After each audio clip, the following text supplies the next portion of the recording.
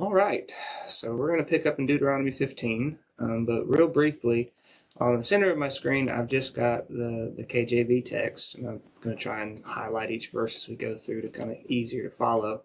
Over here on the right side of the screen, I'm running a different program. It's called eSword, but what it does is it takes each word or section of words that links up to the Hebrew word behind this Old Testament text. Obviously, Deuteronomy wasn't written in English, it was translated.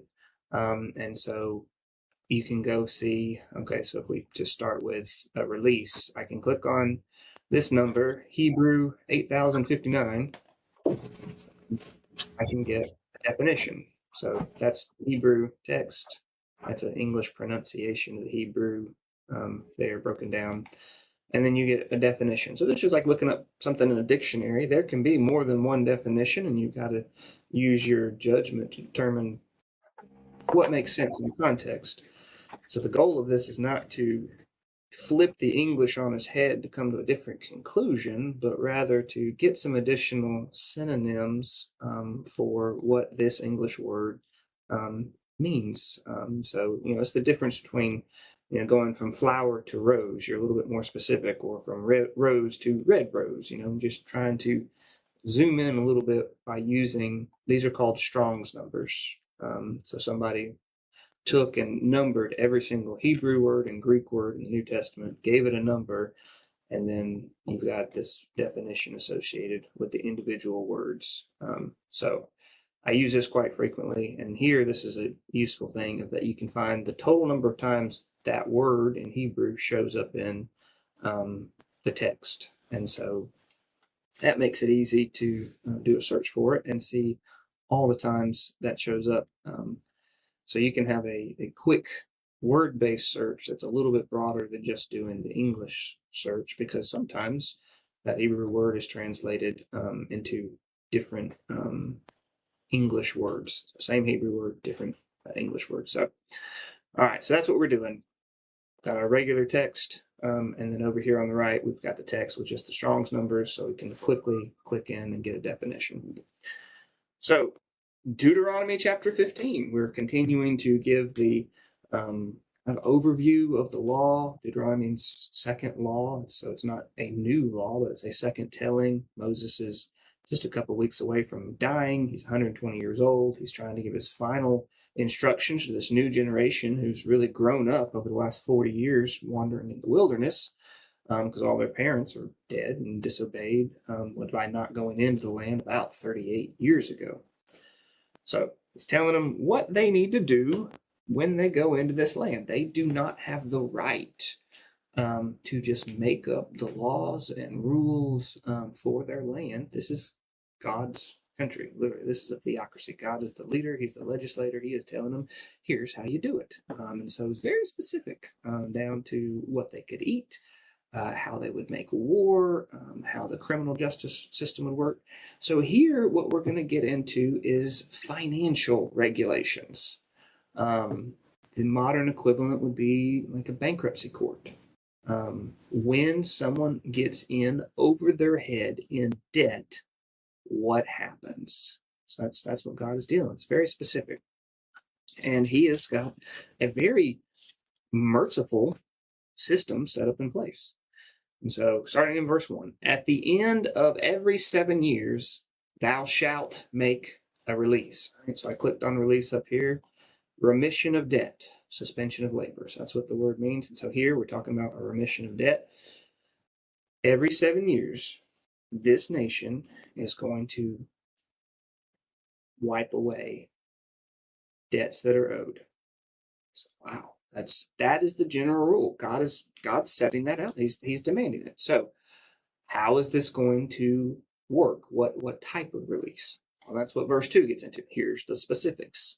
Right? So you just imagine this is reading your legislative code for the statute that Georgia put out. We've got here's the general rule. Now how's it going to operate? And we're going to get into the specifics. So that's what we're doing here in verse 2.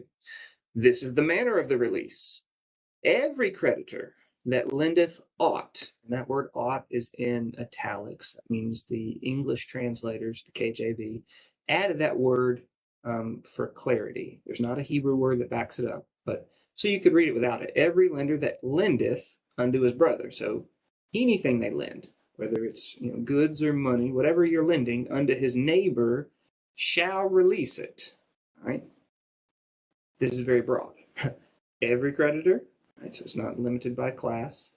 Unto his neighbor, Jesus had some commentary about who's your neighbor, shall release it. He shall not exact it of his neighbor or of his brother, because it is called the Lord's release. All right, so at that 7-year mark that rolls around, you've got a debt, you've got your neighbor over here, or a relative or another brother within the nation of Israel. They owe you money, they owe you crops, they owe you something.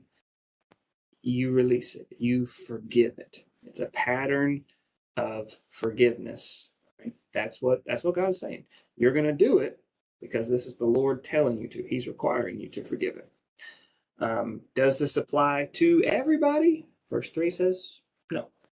Of a foreigner, thou mayest exact it again. All right, so when you give a cashier the precise amount of money, right down to the penny, we call that exact change, right? So to exact again is to require repayment of that debt in full. He's saying you do not have the authority after that 7-year mark to exact it of your neighbor, or of your brother, of someone outside of the nation of Israel. Foreigner, here we have strange, non-relative, alien. All right, so a non-Israelite, someone living outside of Israel. If you've lent them money, you can require them to repay it. So this is a privilege operating within the nation of Israel. All right, so your neighbors and your brothers are getting a better system for their debt. God is caring about them greater than just the world at large. Okay, that's the distinction there.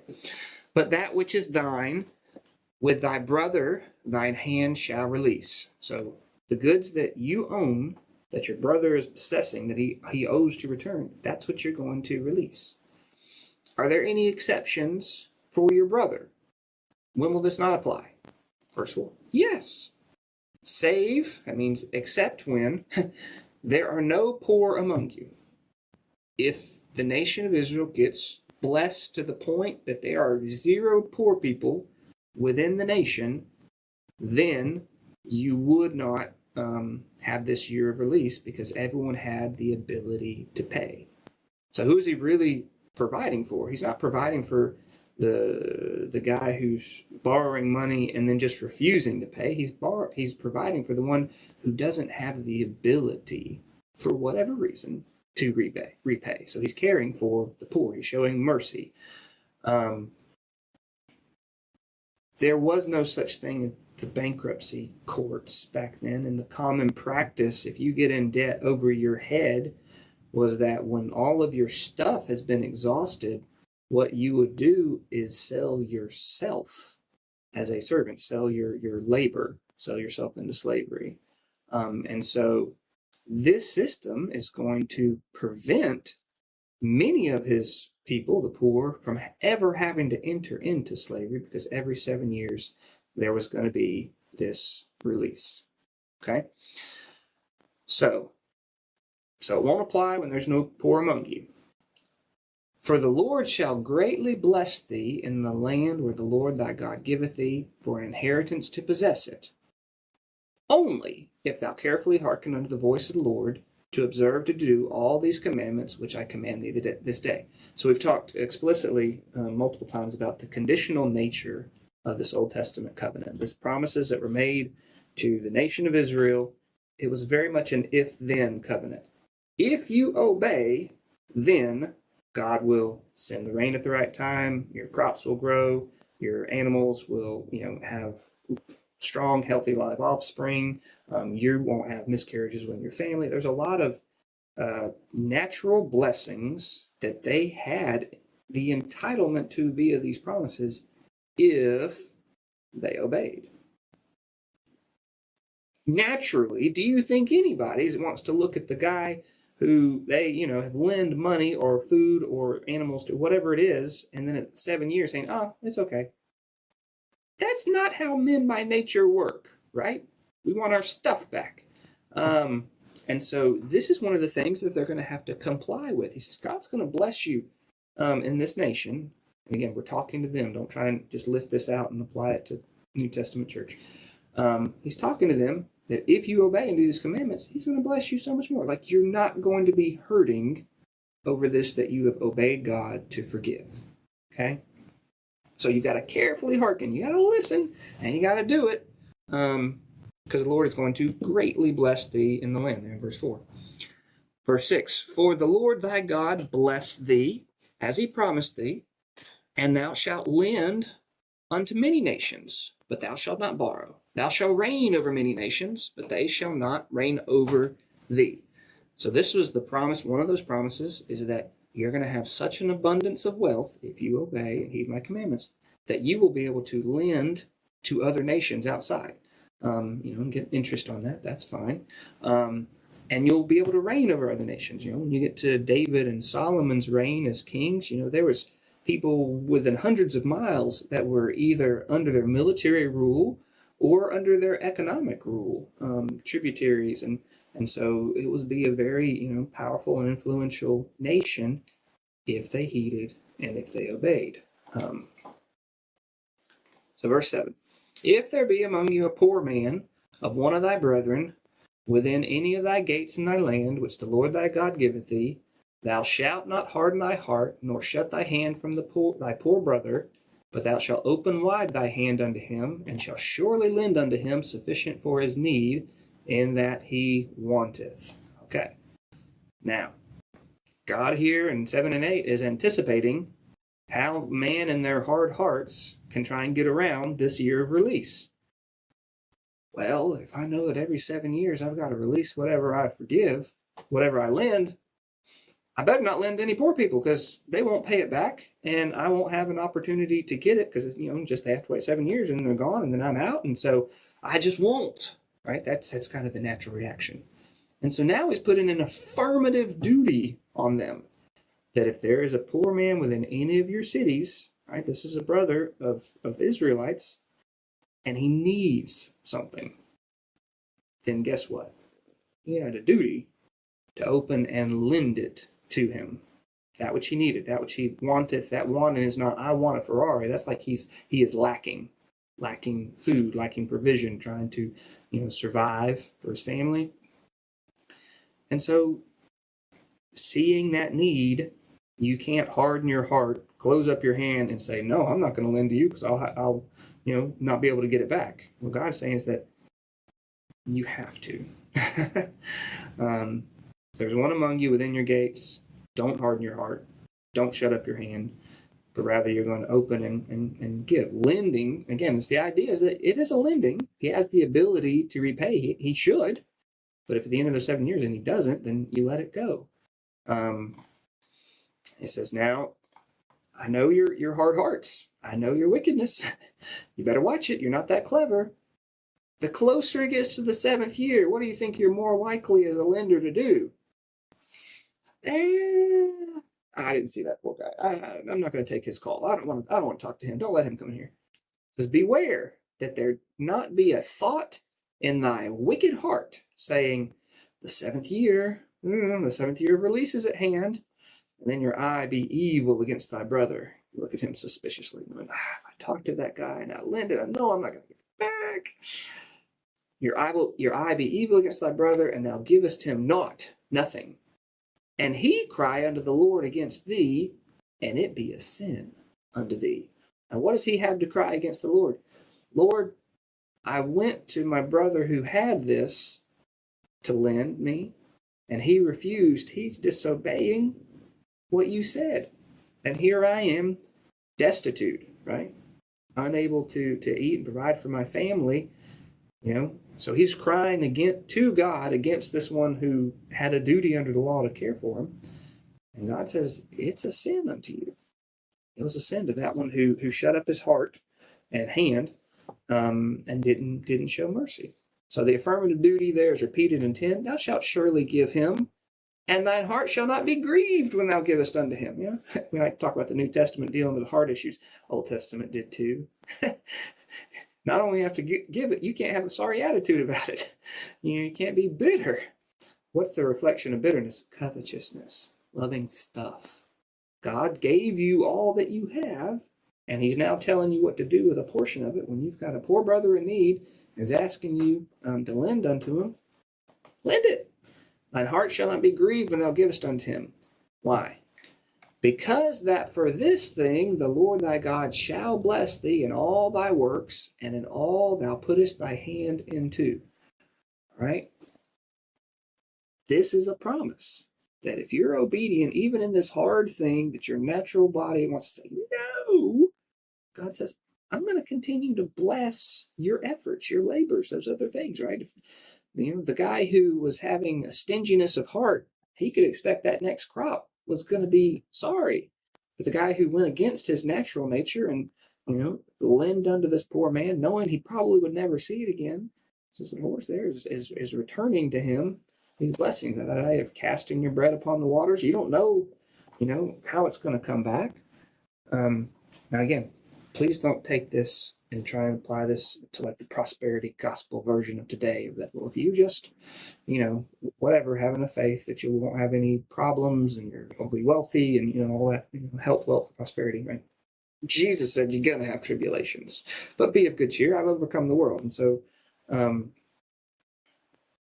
take it out of context. But for these guys, for this nation and this people, this was literally what was promised. If you obey and do this hard thing of this sacrificial giving, God was going to return unto them literally in natural blessings. Now, do I think it is wise to give sacrificially today? Yes. Do I think it's good to be charitable and look out for the poor? Yes. And God will honor that, but it may not be in monetary value, okay? And you can't hold it to him as a quid pro quo. If nothing else, you're glorifying him and honoring him. That's good. It doesn't owe you anything. All right. Now here's a kicker. For the poor shall never cease out of the land. Therefore I command thee, saying, thou shalt open thy hand wide unto thy brother, to thy poor, to thy needy, and in thy land. So up here you said, well, how long do we have to do this? Until there are no poor among you. Verse 11 says, the poor aren't going to cease. All right, Jesus would talk about that when Judas was getting bent out of shape about why on 2 occasions someone busted some really expensive ointment and poured it on Jesus. Like, man, this could have been sold and given to the poor. And Jesus said, don't upbraid this woman who's done this. She's done this under the bearing of my body. The poor you shall always have with you, but me you have not. Right? There was a limited time to minister to the physical body of Jesus. And so here you've got that idea is that the poor are never going to cease out of the land. They'll be there. Therefore I command thee, saying, thou shalt open thy hand wide unto thy brother, to the poor and to thy needy in the land. Right? And again, this is different than someone who just is taking, maliciously or trying to use this to convert their neighbor's goods to steal. Right? This is actually to the poor and needy. God is providing for those who otherwise would have to sell themselves to pay their debts. Now, if they do sell themselves, that's what we're going to get with in verse 12. So the debt is so bad that he has now sold himself. This is a voluntary. You're not going and capturing them and selling them. This doesn't look like the American slave trading thing. This is a man saying, all right, I'm going to sell you my labor in exchange for you feeding me and housing me. And, generally that cost of that labor would go to the creditor. All right, so if thy brother, a Hebrew man or a Hebrew woman, be sold unto thee, so we're talking to someone who's purchased that labor, and serve thee 6 years. Then in the 7th year, thou shalt let him go free from thee. And so this is different than pretty much every other nation, that if you sold yourself into slavery, that was kind of it. God is requiring that this be a short term, more like an indentured servitude role, that had a maximum tenure of 6 years. What happened at the 7th year? He would go free. What about the debts that he hadn't paid off, that that got him into slavery to begin with? Well, that's the same thing with the release, right? They're gone. Now, when they go into slavery is when their 6 years started rolling. So they may come out at a different year than the year of release in general for debts, but their 6 years, they serve 6 years, and then they get to go out free. Now, one who sold himself into slavery would be poor, so they don't have a lot of stuff. And if you just sent them away empty-handed, what would very likely happen to them within the next few weeks or months? You'd be back in the same situation. And so God is instructing the master here, the one who had the benefit of that labor for 6 years. When you send him out free, you don't let him go away empty-handed.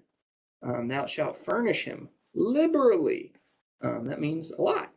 Out of thy flock, out of thy floor, and out of thy winepress. Now, my floor of my house got Legos and dolls and whatnot. We're not just talking about debris on the floor. That's a reference to your threshing floor. So you have flocks, something where you'll have milk and fleece, and the ability to repopulate them and have a little starter flock of lambs or goats or something.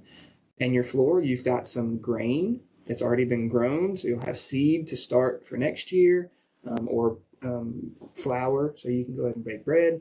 And out of thy winepress, so something to drink, something to eat, something to drink, and then long-term ability to continue to support yourself with these things. Out of that wherewith the Lord thy God hath blessed thee, thou shalt give unto him. Right? It says you've got to do it. You got to release them. 1, 2, you got to give them enough basically to start a new life. And here's the reason. You need to remember that you used to be a bondman in the land of Egypt, and the Lord thy God redeemed thee. Therefore I command thee this thing today. Right? God has really good authority. 1 is God, but 2, what had he done for this nation of Israel? He took them out of captivity, furnished them abundantly. He's given them this land and is setting them free. It was not pleasing to him to them then capture each other and hold them as slaves and mistreat them when he had made them free. Right? So they're not allowed to undo what he's done. So remember where you came from as bondmen in Egypt. God set you free. You follow that pattern forward. Now they would get in trouble. I don't know if they ever actually complied with this, but we do have some language. I can't remember exactly where it is. I'll have to look it up for you. But there was one of the prophets that was upbraiding the rich people because I think it was even after the captivity, fairly late in the game, because they had promised, no, it was Jeremiah's day, they had promised that they would obey and they would release their servants. And so they made this big grand gesture. Yes, we're going to release these people. And they did. But then the prophet comes back a little bit later, and you know what they've done? They've recaptured them all. They brought them all back in. And so just because this was written as what they should do and what God required of them, doesn't mean that the nation actually followed through on it. Okay, now, we've got a different scenario. You've got an individual who has voluntarily sold himself. Their 6 years is up. The master is now saying, you get to go free. And the servant says, I don't want to. Right? You're a good master. You're caring for me. You're feeding me. You've got housing. Like, this is a good situation. I'm better off here than I would be on my own. Again, this is a voluntary choice. The master couldn't make this for him. So this is verse 16. It says, if it be, he say unto thee, I will not go away from thee, because he loveth thee in thy house, and because he is well with thee. Again, all of his choices. Then here's how you handle that. Then you shall take an all. Let's see if we get a definition from all. Anyway, something you're going to use to puncture a hole in his ear. Thrust it through his ear under the door, and he shall be thy servant forever. And also unto thy maidservant thou shalt do likewise. So that is an outward symbol that they had to show there was a voluntary choice made by the servant to serve beyond that 6-year window, that they are now permanently linked to that master who is so good to them that they don't want to leave. Okay, so that's kind of the exception to the rule. General rule: 6 years. They've served 6 years. You let them go free, and you don't let them go empty-handed unless they don't want to. So again, heart issues. It shall not seem hard unto thee when thou sendest him away for thee. He said, you don't need to be upset. Oh, he's losing one of my best workers. Oh, I'm so upset. No. For, here's the reason, he hath been worth a double hired servant unto thee, in serving thee 6 years, and the Lord thy God shall bless thee in all thy doest. So God says the value that you receive from his labor is worth twice what if you'd had to just have a hired servant. And he's going to bless you. God will bless you in the future for your compliance with this. So having a good attitude when you're sending him away, knowing that God's already blessed you for his labor, and now he's going to bless you again for your compliance. So this is technical. This is complicated. It's financial regulations, but there wasn't a bankruptcy court where you just get a reset, and then and rather than his people selling themselves and just being out of luck, that they would be stuck in this bond situation for the rest of their lives for whatever bad decisions or whatever circumstances. Because not every person who's poor has made bad decisions. Sometimes there's just you have crop failures, and there's a ton of different reasons. But he's making a provision both to have this resetting every 7 years of your financial straits, right? So the poor could start from scratch, and if they had sold themselves into this indentured servitude period, that was a max for 6 years, and then they would have a fresh start, and the Lord would actually be paying them for that labor. Because as a servant, you're working for your keep, your food and your housing, because the money was given up front to whoever the debt was owed to. But here, when you're going out, that you've earned something. It's kind of like when we've got people in prison and they're actually working different jobs, and so they're not coming out penniless when they're. Similar thing here is that they're coming out and able to start a new life with opportunity. Again, several of these are about heart issues. This is contrary to how men as creditors wants to operate, but it was pleasing to God, and he was going to honor them, and literally the honoring there was going to be a return on their obedience in their financial state. All right, last little section deals with the firstborn animals of their flocks. All right, so all the firstling males that come out of thy herd or thy flock. So herd, your big animals; flock, your little animals. Goats and sheep. Herds, your cows.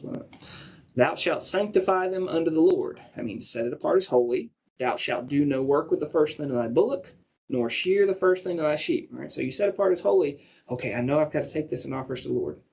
All right, well, I'm going to offer it. Well, before I do that, let me just throw a yoke over this young bull here and plow some of the field. Now, you're attempting to capture some value of that animal. It doesn't belong to you. God said, those are mine. And all of this goes back to the Passover, when God spared all the firstborn among Israel, including their animals, whereas in Egypt, all the firstborn and animals all died. And so he said, I'm sanctifying the firstborn of men and of animals for me. And so these clean animals, they would have to be sacrificed to the Lord. And so if you are trying to get labor out of that bull, or trying to shear off the wool from your sheep, you're attempting to capture some of that value for yourself. It doesn't belong to you.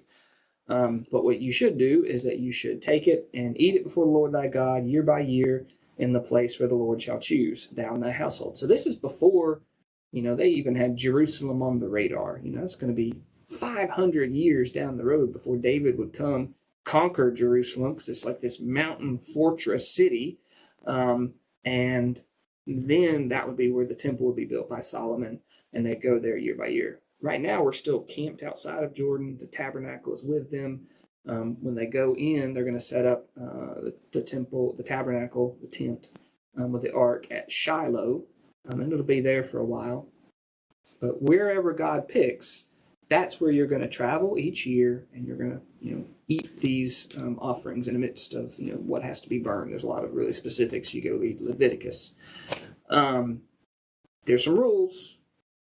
If the thing that comes out that's born has a blemish, it can't walk, or it's blind. If there be any blemish, if it's lame or blind, or have any ill blemish, you shall not sacrifice it unto the Lord thy God. All right, so only the good stuff was eligible to be offered to the God. And that points to Jesus being a lamb without spot, without blemish, and his sinlessness as he's being offered to God. And so these things that are just types and shadows pointing to something greater, the shadow had to be a good reflection of Christ, and that's why you wouldn't offer the ugly three-headed lamb that you didn't really want anyway, but rather it was something of great value. So what do you do with those funky ones? You can eat those at home. You eat it within your gates. The unclean and the clean person shall eat it alike. Why do they make that distinction? Because when you traveled to the city where God would choose later, to Jerusalem later, only persons who were ceremonially clean would have the right to eat that holy thing. The unclean person, for whatever it is, if you had diarrhea, that was an uncleanness, and so ceremonially clean person was eligible to eat. Whereas this stuff that you're eating at home didn't matter; anyone could eat it. The same as if you had a wild game, a roebuck or a hart. There's two different types of deer. Anyone could eat those. One exception, and this is true for all animals: you can't eat the blood thereof. You pour it on the ground as water. So that was always, that's been consistent since animals were put on the menu back in Noah's day, because everyone was vegetarian before the flood, and afterwards they were allowed to eat meat, but they had to pour out the blood once it was put on the menu, because in the blood is the life thereof, and that was consistent. That's consistent in the New Testament. I was told the Gentiles that was something that they needed to abstain from doing too. So a lot going on here.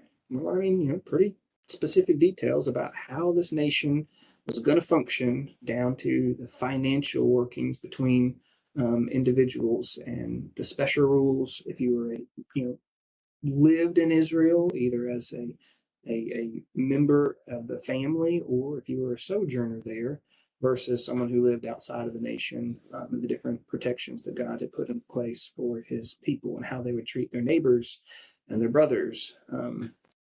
And so if you have that concept in the New Testament of brotherly love, you're seeing that there's this higher burden of care that you're given to your brothers and sisters. So we're not talking about our natural families here, but brothers and sisters in Christ. And so when you see in the New Testament, let brotherly love continue, here's a picture from that, of that you're going above and beyond the bare minimum of caring for one another. So Deuteronomy chapter 15.